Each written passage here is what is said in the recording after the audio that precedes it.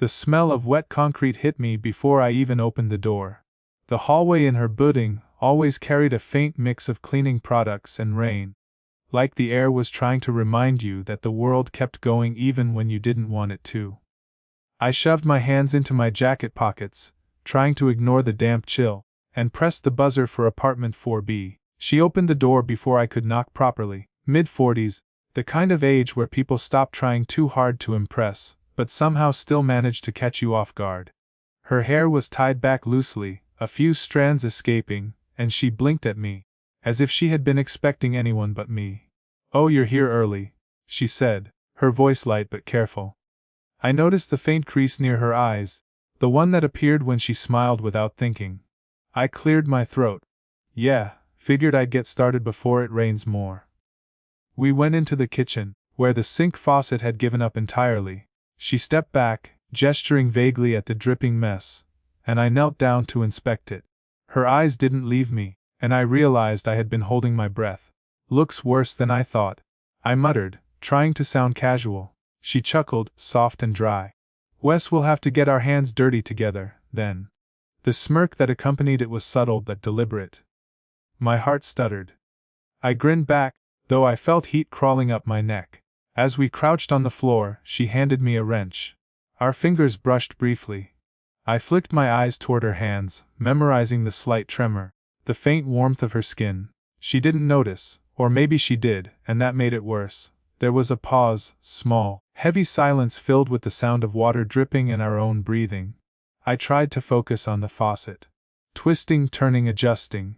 She leaned over slightly, explaining something about the valves. Her voice was calm, measured, but I caught the subtle quirk of amusement in her tone. A shared joke without words, really, because the punchline was just that she'd caught me staring at the curve of her shoulder. After a few minutes, she stepped back to assess my work. "Not bad," she said. "Most guys can't even hold a wrench properly." I blinked, caught off guard. Thanks." My voice sounded smaller than I intended. She smiled again, one of those smiles that felt like an unspoken invitation to stay, to linger, even though I wasn't supposed to. I noticed the coffee cup she had left on the counter. Half full. Cold. She must have forgotten it. I picked it up, swirling the liquid, pretending to check if it was still drinkable. She leaned against the counter, arms crossed, watching me more closely than anyone should watch a plumber in action. The room was quiet except for the occasional drip, the faint ticking of a clock somewhere in the living room.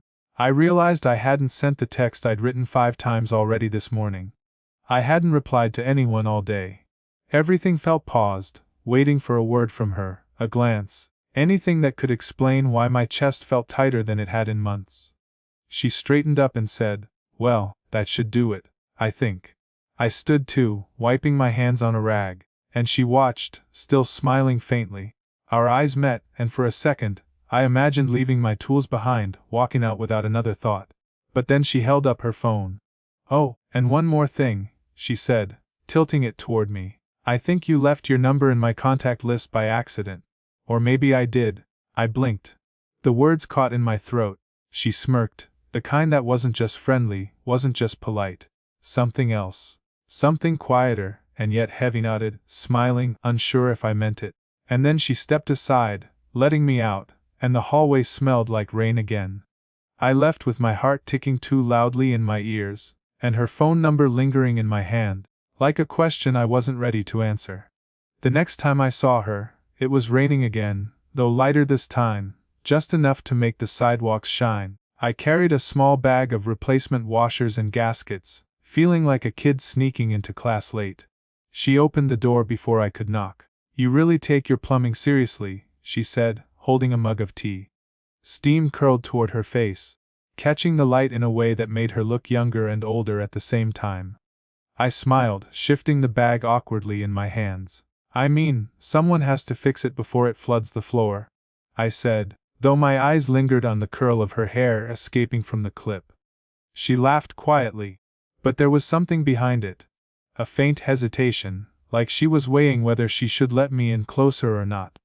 We worked together again, her hands guiding mine briefly as I twisted a stubborn bolt. The gesture was innocent enough, yet it left a trace, a warmth that I carried with me long after. She talked quietly about her week, about grocery runs and laundry cycles, and I listened more than I spoke. She mentioned her son casually, offhandedly, like he was part of the scenery. That detail lodged in my chest, not forbidden exactly, but it made every glance feel complicated. At one point, she paused, glancing at a chipped tile in the sink corner. "This was the last thing my ex and I fixed together," she said softly. She didn't dwell, didn't explain, but the words hung in the air. I froze for a second, thinking of all the times people said things they didn't quite mean, then realized she meant exactly that, nothing more, nothing less. The quiet between us stretched, comfortable but loaded. I caught myself imagining what it would be like if she leaned closer, if I didn't have to leave at the end of the day. My throat tightened at the thought, and I shifted on my knees, trying to focus on the faucet rather than the way her gaze lingered on mine. She poured tea for both of us and set the cup on the counter. "I think it's done," she said, but she didn't move immediately. Instead, she watched me, a subtle smile touching the corner of her lips. I took a sip, noticing how her fingers brushed against mine when she handed me the cup. Small, quick. But it stayed with me. "I never really liked plumbing," she said, almost as an afterthought, "but somehow it's easier with company." Her eyes flicked to mine, and I caught that quiet weight again. The understanding that she meant more than just words. I laughed softly, trying to mask the sudden tightness in my chest. "Yeah, easier," I said, though my voice felt like it belonged to someone else. As I packed up my tools, she leaned against the counter, one hand resting lightly on the edge. Our fingers brushed again as I lifted the bag, and this time, I didn't pull away immediately. Her gaze stayed with mine, steady and unhurried, like she was measuring the distance between caution and curiosity. I walked to the door, bag in hand, and she said lightly, "Don't be a stranger, okay?" I nodded, heart hammering in a way I hadn't expected. Outside, the rain had slowed to a drizzle, and I realized I didn't know why that moment stayed with me. Maybe because it felt like someone finally saw me. I saw her in the hallway before I reached the door. She wasn't expecting me. Her expression caught that flicker of surprise, the kind that makes you pause mid-step. I waved, half smiling, but she didn't wave back right away. Just stood there, hands tucked in the pockets of her cardigan, like she was holding herself together. "Hey," I said, trying for casual, but the syllable stuck in my throat.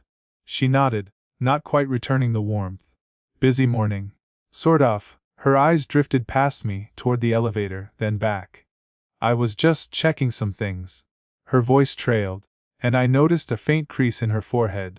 We walked to the kitchen slowly, the silence stretching just long enough for my imagination to start filling gaps. I wanted to ask something, anything, just to keep talking, but the words wouldn't come. She moved around me to open a cabinet, and the faint smell of cinnamon lingered from her tea. I realized I'd memorized it last time without meaning to. I started on the faucet again, but my hands shook slightly, not from the work, from the thought that she might be pulling away. She hovered nearby, silent, occasionally adjusting a towel or checking the counter. I caught her watching me once too long, then turning her gaze elsewhere as if it embarrassed her. A friend of hers walked in mid-morning, unannounced. The door swung open, chatter spilling in, and her expression flickered, something protective, almost sharp. I froze, unsure where to look, feeling like an intruder in a moment I didn't belong to. She greeted her friend politely, and I tried to focus on tightening a bolt, the faint click of metal against metal grounding me. When the friend left, the apartment felt different. Smaller, we moved closer, instinctively, our knees brushing when we crouched to adjust the pipe. I imagined saying something, anything, but only managed a half grin, the kind that means both, "I'm nervous," and, "I want you to notice me." She shifted her stance, brushing a strand of hair behind her ear. Her eyes met mine, hesitated, then flicked down to the faucet again. I held my breath, sensing the space between us contracting electric. The moment felt fragile, as though a single word, a single touch, could break it, or fix it. I trailed off, unsure what I was trying to say. My hand brushed against hers while reaching for the wrench. We froze, the contact light and fleeting, but it lingered in the air. She pulled back subtly, but didn't step away completely. For a second, I thought nothing happened. Not quite a kiss, not quite a confession. Just that near, miss, that shiver of almost, and the silent acknowledgement that the line was closer than either of us wanted to admit. She cleared her throat. I should get going, she said, voice steadier than I expected. Her eyes lingered on mine for a heartbeat too long, then flicked down to the counter. I nodded, my hands still trembling slightly. Outside, the morning sun broke through clouds, warm and indifferent. I realized as I left that the apartment smelled like cinnamon and rain, and that one brush of her hand might stay with me longer than anything else that day. We ended up on the small park bench outside her building. It wasn't anything fancy, just two worn slats of wood under a lamppost, the kind that squeaked when you shifted. The evening was quiet, streetlights blinking on one by one, and I realized how little I'd noticed the world when she wasn't around. She wrapped her cardigan tighter around her shoulders, though it wasn't cold. I noticed, again, the little ways she moved.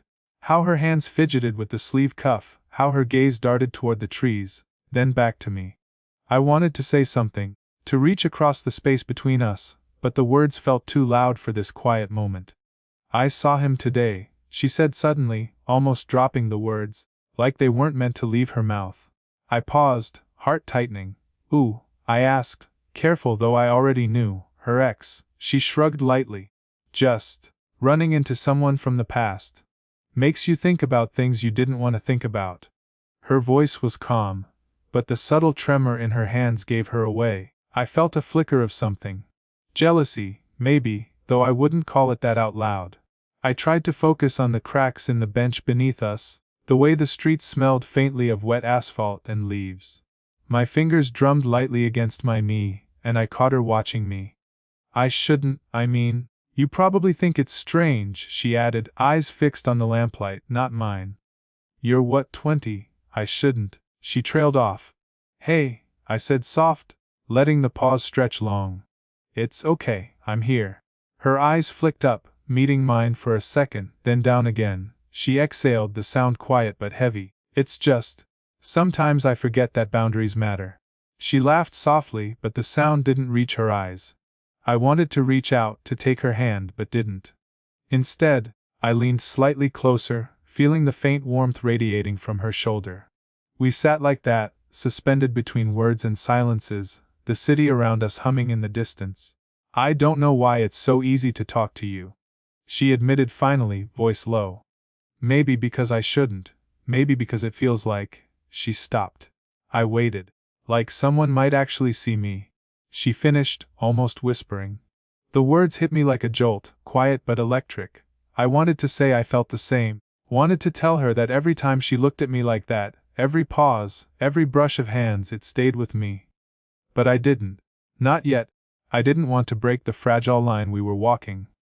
A car passed by, lights sweeping over her face, and I noticed the way her jaw tightened slightly. She tucked a strand of hair behind her ear and glanced at me. Her eyes were searching, waiting. I leaned back slightly, unsure whether to speak, unsure whether silence was safer. The lamplight flickered over her hair, over her eyes, and I realized I wanted to ask something but didn't know how. Do you want? I thought, but the words never left my mouth. We sat there, both holding our own breaths, the world shrinking to the distance between us, and the question hung in the air anyway, unspoken, but sharper than anything I could say. I went by her place that Wednesday, the sky bruised with early evening, and the door stayed closed. I waited for a moment, half expecting her to appear, waving a hand, a smile, a sign that everything was fine. Nothing. I left a note under the door anyway, just a few lines. Hope the faucet's still holding up. Coffee soon. Nothing dramatic, just enough to leave a trace of me.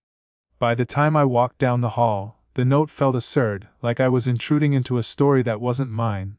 The next day, her voice on the phone was clipped, polite, almost professional. No laughter in the pauses, no warmth trailing her words. I'm busy, she said. That was all. I pressed, gently, asking if she wanted to reschedule the little repairs I'd offered. She hesitated. Maybe later, she said. Maybe later. That was the pause I couldn't cross. I kept replaying our last evening on the park bench. Her eyes flicking, the lamplight catching the worry she tried to hide. Did I misread it? Did I push too far? Every word I'd wanted to say, but hadn't suddenly felt heavier than anything I'd actually said. I noticed the small changes around her apartment when I returned a week later. Her favorite mug moved to a different shelf, the tea absent from the counter.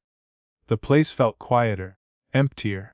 My hands lingered over the faucet, twisting without purpose, trying to occupy myself with the mundane while the tension wrapped tight around my chest. A friend of hers mentioned casually, "She's been sorting things with her ex, and her son, you know." Nothing else. Just those words, dropped like stones in a pond, ripples spreading without explanation. My stomach knotted. Why hadn't she said anything? Why hadn't she said anything at all? I imagined her evenings without me quiet, tidy, controlled. And I imagined her maybe thinking about me sometimes just as fleeting, just as forbidden. The thought made my chest ache, but I didn't know whether to hope or step back. My instincts, usually so clear when fixing pipes, failed me completely. I left a text that night, typed it, deleted it, typed it again, read it over, deleted it again. "I hope you're okay." It sounded too weak, too vulnerable. And still I couldn't hit send. The message stayed in my drafts unsent. A quiet confession that never landed, hanging in the air like a word caught between two hearts. I didn't feel heartbroken. I felt paused. Like life forgot to finish the sentence. The faucet was fixed. The apartment smelled faintly of rain and coffee, but something essential had shifted. Something unspoken. And I realized I was holding on to the empty space she'd left, measuring it with every step, every glance, every half-formed hope. That night, I sat by my own kitchen sink, absent-mindedly folding a napkin over and over, imagining her on the other side of the city. I wondered if she remembered the brush of our hands, the almost confessions, the laughter that wasn't there anymore. And somewhere in that quiet, I understood that the story hadn't ended. It had just paused. I found her in the kitchen this time, standing by the window with the light fading behind her. The faucet was dripping again, a familiar rhythm, and I carried the toolbox in like it was a shield. She didn't look at me right away, just kept stirring the tea in her favorite chipped mug. Steam curled slowly, catching the light over her shoulder. I wanted to say something, anything, but the words felt too loud. Instead, I set the toolbox down and crouched to inspect the leak, hands moving automatically, almost like I was hiding behind the task. "Still stubborn," she said softly, her voice quiet but direct. She leaned against the counter, arms folded loosely, and I noticed the way her eyes lingered on me just a fraction longer than necessary. I wanted to ask her why she had pulled back, why the week had felt so suspended, but my throat tightened. Instead, I worked in silence. She watched, the small pauses between her words stretching longer, heavier. Finally, she spoke. "I didn't mean to." She stopped, shaking her head, and I felt it before I understood. Fear. Not fear of me, exactly, but fear of what we might become if we let it. I straightened, resting my hands on the edge of the counter. "It's okay," I said softly. And then, almost without thinking, I added, "I didn't leave. Even if it felt like I should." Her eyes flicked up to mine, and I saw everything in that glance: hesitation, relief, longing, the weight of unspoken things. She leaned closer, just enough for her hair to brush my arm, a small accidental contact that made my chest tighten. "I didn't know if you..." Her words trailed off, and I realized she was holding herself back from saying exactly what she wanted, exactly what she'd been thinking since the park bench. I swallowed, hands still resting on the counter. "I didn't either," I admitted, voice low. "But I'm here. That's all I know for sure." A pause. The faucet dripped steadily. Her eyes softened, and a faint, tired smile appeared. Not romantic, not dramatic, just her, in all her realness. I reached out slowly, brushing my fingers over hers when she adjusted the mug, the contact light brief, but grounding. She didn't pull away. Instead, she nodded once, almost imperceptibly.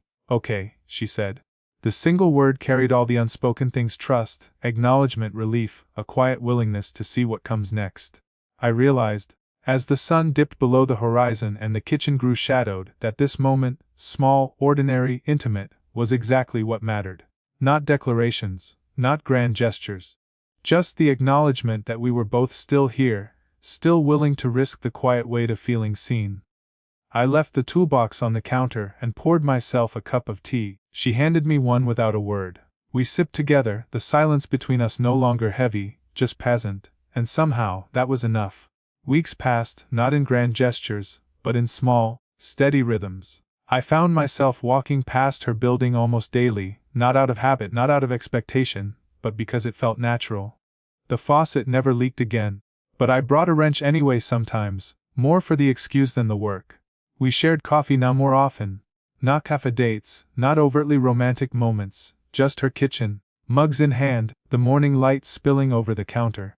Black coffee for me, tea for her, steam curling in the quiet way it always did. She would glance up mid-sip, and I'd catch the flicker of amusement in her eyes, the same one that had first caught me by surprise. One morning, 8:47 a.m., she leaned against the counter, folding a napkin just the way she did the first time I noticed her hands.